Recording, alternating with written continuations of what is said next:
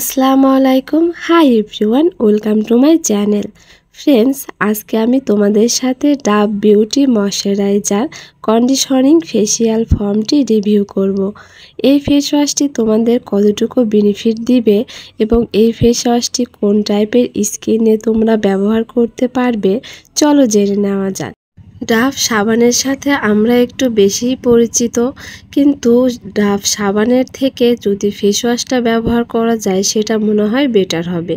এই ফেস ওয়াশটি দাবি করছে যে ত্বককে হাইড্রেট করবে, ত্বকের তেল ও ময়শ্চারাইজার ব্যালেন্স বজায় রাখবে। এতে রয়েছে পুষ্টিকর ময়শ্চারাইজিং বিউটি সিরাম, যা ত্বককে নরম রাখতে সাহায্য করে, ত্বককে সুন্দরভাবে বাউন্সি রাখতে গভীর থেকে পূর্ণ করে। ফেস ওয়াশটি ব্যবহারে ত্বককে কিছু টেলসি দেওয়াই এবং স্বাস্থ্যকর উজ্জ্বল ত্বক দেবে এবং তোমার ত্বককে পুনর্জীবিত করবে। অনেকের স্কিনে দেখবে যে স্কিনটাতে কোনো গ্লো নেই, কিন্তু এটা ব্যবহারে ধীরে ধীরে তোমার স্কিনটা গ্লো দেবে। এটি বিশেষভাবে চা গাছ এবং পেপারমিন্ট তেল দিয়ে তৈরি করা হয়েছে।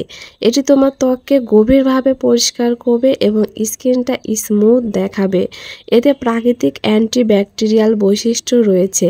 ত্বকের ময়লা, তেল, অমৈধ এবং মৃত কোষ দূর করতে এটি খুব উপকারী। ফেস ওয়াশটিতে লেখা আছে অল স্কিনেই সুইটেবল, বাট আমি বলবো এটা অয়েলি স্কিনে না দেওয়াই ভালো হবে।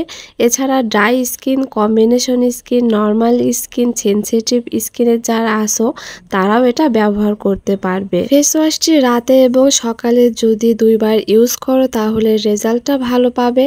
এবং সামনে তো শীতের জন্য কিন্তু এই ফেস ওয়াশটি বেস্ট হবে। এছাড়াও তোমরা গরমেও এটা ইউজ করতে পারবে।